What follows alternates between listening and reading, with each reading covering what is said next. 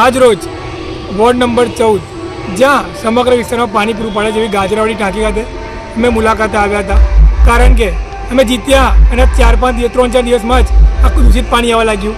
અમે જનતાએ ફરિયાદ કરી કે સાહેબ ગંદુ પાણી આવે છે. અમે મુલાકાત બનાવ્યા, ત્યાં જઈને અમે જોયું તો ગંદકીનું સામ્રાજ્ય.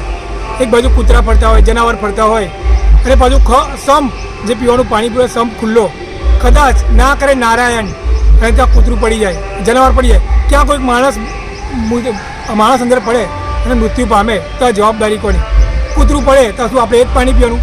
આપણે કોઈ હોટલમાં જમવા જઈએ અને આપણે હોટલમાં કહે કે સાહેબ લો પાણી પીઓ, તો આપણે ના કહીએ કે ભાઈ ના અમને બિસ્લરીનું પાણી આપો. તો શું આપણે બિસ્લરીનું પાણી પીવાનું છે? આપણા ઘરે બિસ્લરીનું પાણી પીશું?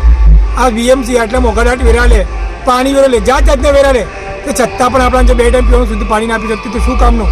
હું આ બીએમસીને ચેતવવા માગું છું કે અત્યાર સુધી વોર્ડ નંબર 14માં જે ચાલ્યો ખરું, પણ હવે કોંગ્રેસના કાર્યકર્તાઓ અને નેતાઓ ચલાવી લેવાની નહીં આવે. આ તમારી જે ભૂલ થઈ એ ભૂલ માફ, પણ હવે આગળ એક પણ ભૂલ માફ કરવામાં નહીં આવે. અમે અમારી જનતાને જે વાયદો કર્યો છે એ વાયદોને વચન પૂરા કરી રહીશું અને આવતા 6 મહિનામાં જનતાને શુદ્ધ પાણી પીવાનું આપીને રહીશું.